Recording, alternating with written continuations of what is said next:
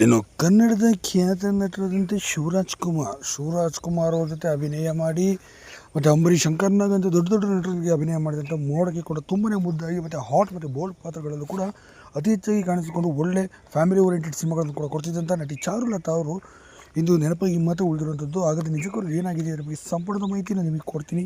ಅದಕ್ಕೂ ನಮ್ಮ ಚಾನಲ್ಸ್ ಕೂಡ ಸಬ್ಸ್ಕ್ರೈಬ್ ಮಾಡಿಕೊಡಿಸಿದ್ರೆ ಏನೋ ನಟಿ ಚಾರುಲತಾ ಅವರು ತಮ್ಮದೇ ಆದಂಥ ರೀತಿಯಲ್ಲಿ ಛಾಪನ್ನು ಮೂಡಿಸಿ ದೊಡ್ಡ ಮಟ್ಟಿಗೆ ಹೆಸರು ಮಾಡಿದಂಥ ಅತಿ ದೊಡ್ಡ ನಟಿ ಅಂತಲೂ ಕೂಡ ಹೇಳ್ಬೋದು, ಮತ್ತು ಕಲಾವಿದೆ ಅಂತಲೂ ಹೇಳ್ಬೋದು. ಸಿನಿಮಾ ರಂಗದಲ್ಲಿ ಕಂಡಿರುವಂಥದ್ದು ಮತ್ತು ಇಂಥ ದೊಡ್ಡ ನಟಿ ಕಲಾವಿದೆ ಇದೀಗ ಅದಕ್ಕೆ ನೆನಪಾಗಿ ಮಾತ್ರ ಈಗ ಸಿನಿಮಾ ರಂಗದಲ್ಲಿ ಉಳ್ಕೊಂಡಿದ್ದಾರೆ.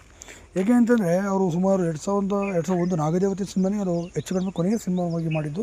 ಇದಾದ ನಂತರ ಅವರು ಸಿನಿಮಾಗಳು ಕಾಣಿಸ್ಕೊಳ್ಳಲು ಸುಮಾರು 27 ವರ್ಷಗಳು ಕೂಡ ಸಿನಿಮಾ ರಂಗದಿಂದ ದೂರ ಉಳಿದು ಸದ್ಯ ಪಂಜಾಬ್ನಲ್ಲಿ ಅವರು ವಾಸವಿದ್ದಾರೆ ಅಂತ ಹೇಳಲಾಗುತ್ತೆ.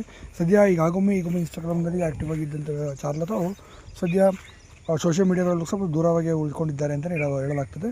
ಎಲ್ಲೂ ಯಾವ ಮಾಧ್ಯಮಗಳಲ್ಲೂ ಕೂಡ ಅವರು ಯಾಕಾಗಿ ಸಿನಿಮಾ ರಂಗದಿಂದ ದೂರ ಉಳಿದು ಏನಾಯ್ತು ಗೊತ್ತಿಲ್ಲ, ಆದರೆ ವೈದ್ಯಕೀಯ ಕಾರಣಗಳಿಂದ ದೂರ ಉಳಿದ್ರು. ಹೀಗಾಗಿ ತುಂಬಾ ಉತ್ತುಂಗದಿಂದ ಸಂದರ್ಭದಿಂದನೇ ಅವ್ರು ದೂರ ಉಳಿದಿದ್ದು ಚಿತ್ರರಂಗಕ್ಕೆ ದೊಡ್ಡ ಮಟ್ಟಿಗೆ